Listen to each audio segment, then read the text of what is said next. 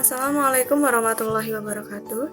Saya Luluk Rahmawati, NIM 182111312 dari kelas 6I Program Studi Hukum Ekonomi Syariah. Video kali ini saya tujukan untuk memenuhi tugas ujian akhir semester mata kuliah Bantuan Hukum Ekonomi Syariah. Dalam video kali ini, saya akan mereview sebuah buku bantuan hukum karya Candi Mugianto. Sebelumnya, saya akan menguraikan sedikit mengenai biografi penulis. Candi Mugianto adalah seorang pengacara. Beliau merupakan lulusan Magister Hukum dari Universitas Indonesia, yang mana sebelumnya beliau juga merupakan lulusan sarjana dari Universitas Trisakti. Ada hal menarik yang saya temukan dalam biografi beliau. Dalam biografinya, beliau menuliskan bahwa ia meyakini harta satu-satunya yang dimiliki setelah keluarga adalah ilmu pengetahuan. Dan hal tersebutlah yang menjadi motivasinya untuk selalu ingin belajar.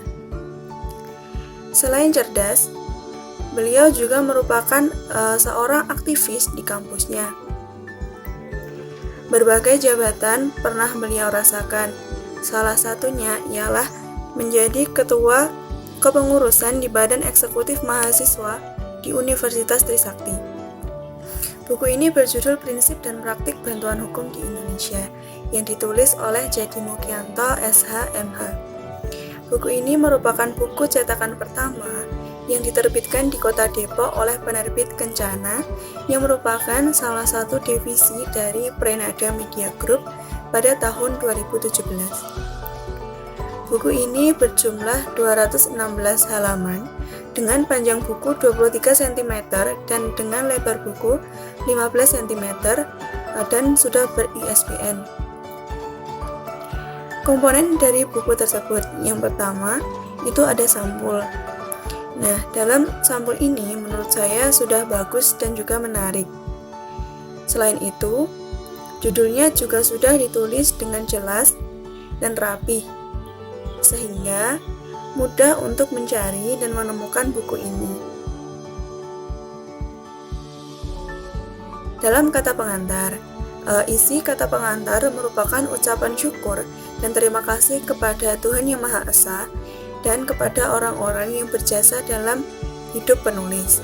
Dalam kata pengantar tersebut, Candi Mugianto menjelaskan bahwa tujuan dari penyusunan buku ini ialah memberikan kontribusi bagi dunia pendidikan ataupun bagi masyarakat banyak mengenai adanya bantuan hukum, serta agar bermanfaat bagi masyarakat para pencari keadilan hukum. Karena beliau juga mengungkapkan bahwa saat ini keadilan adalah barang yang mahal, yang sulit untuk diperoleh, sehingga ia berharap bahwa buku ini dapat menjadi panduan bagi mahasiswa, pelajar, ataupun dosen, bahkan bagi para advokat.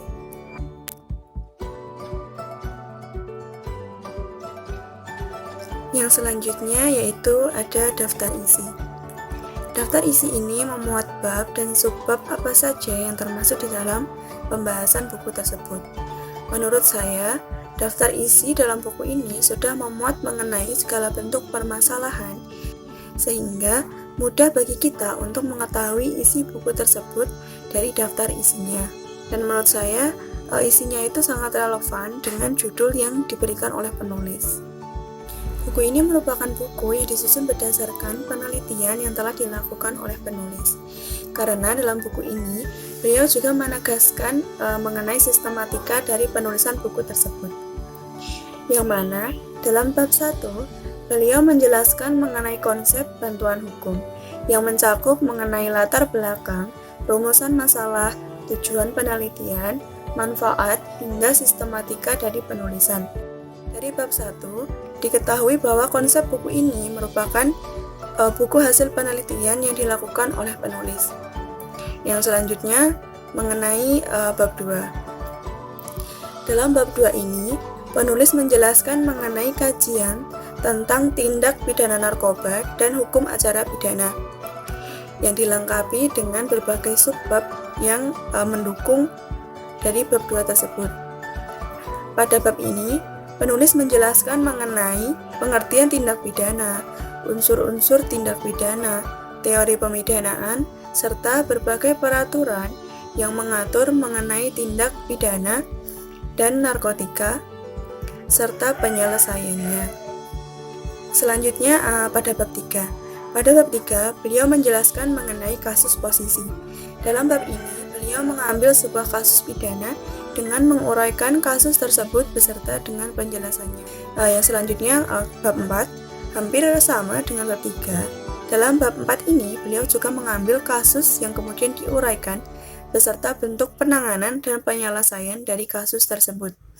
Namun, dalam bab ini, beliau menguraikan kasus secara step by step dengan menyertakan hasil analisis hukum pada setiap tahapan dan menjelaskan aturan-aturan bantuan hukum apa saja yang terkait dalam kasus tersebut.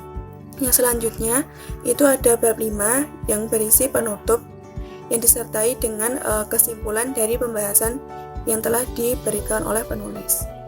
Pembahasan buku ini tidak hanya selesai pada bab 5 dan kesimpulan saja. Setelah bab 5, penulis memberikan lampiran yang di dalamnya memuat mengenai segala seluk-beluk dari bantuan hukum.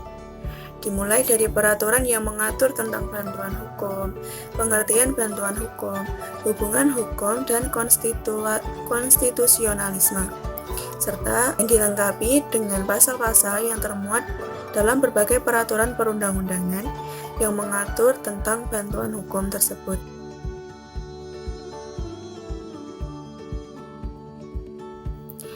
Mengenai isinya, buku ini sangat relevan dengan judul yang diberikan, yaitu Prinsip dan Praktik Bantuan Hukum di Indonesia. Selain itu, di dalam buku tersebut, penulis juga menjelaskan mengenai praktik bantuan hukum yang dicontohkan dengan kasus tindak pidana. Selain itu, juga masih terdapat kasus-kasus lain yang diuraikan oleh penulis dan disertai dengan analisis yuridis dari setiap tahapan-tahapan dalam pemberian bantuan hukum tersebut. Selain itu, buku ini juga menjelaskan mengenai teori dan prinsip-prinsip yang ada dalam bantuan hukum, sehingga menurut saya isinya sangat menarik dan sesuai dengan judul yang diberikan. Selanjutnya mengenai kelebihan buku. Kelebihan dari buku bantuan hukum ini karena buku ini disusun dengan berdasarkan hasil penelitian mengenai kasus pemberian bantuan hukum. Maka, menurut saya akan sangat membantu pelajar seperti saya untuk memahami mengenai bantuan hukum tidak hanya pada teorinya saja, namun juga mengenai penerapan langsung dalam sebuah kasus. Selain itu, dalam lampiran yang diberikan penulis juga sangat membantu pembaca dalam memahami berbagai bentuk peraturan yang mengatur atau berkaitan dengan pemberian bantuan hukum. Sehingga saya rasa hal tersebut dapat menambah wawasan pengetahuan pembaca mengenai bantuan. Selanjutnya ada kekurangan buku. Saya merasa kesulitan dalam memahami isi buku tersebut karena penjelasan yang diberikan penulis langsung kepada studi kasus, sehingga menurut saya hal itu sulit untuk dimengerti, terutama bagi saya yang pada dasarnya belum menguasai mengenai bantuan hukum dan seluk-beluknya. Selain itu, penjelasan mengenai bantuan hukum juga berada dalam lampiran, sehingga menyulitkan pembaca dalam mempelajari bantuan hukum. Setelah membaca buku tersebut, secara keseluruhan, buku tersebut telah menjelaskan secara rinci mengenai teori dan praktik pemberian bantuan hukum di Indonesia. Penulisnya juga memberikan contoh kasus dalam penjelasannya, sehingga hal tersebut dapat membantu pembaca dalam memahami praktik bantuan hukum. Namun, menurut saya seharusnya teori atau penjelasan mengenai bantuan hukum tersebut ditempatkan di bagian awal dan contoh kasus beserta penyelesaiannya ditempatkan di bagian belakang. Selain itu, menurut saya penjelasan mengenai bantuan hukum dijelaskan secara gamblang dan detail di bagian awal, bukan di bagian lampiran. Sehingga setelah mempelajari mengenai bantuan hukum tersebut, pembaca dapat belajar mengenai kasus dan penyelesaian hukum dengan pemberian praktik bantuan hukum tersebut. Mungkin sekian dari video saya. Banyak kata dan kesalahan dalam review ini. Saya mengucapkan mohon maaf yang sebesar-besarnya. Wabillahi taufiq wal hidayah. Wassalamualaikum warahmatullahi wabarakatuh.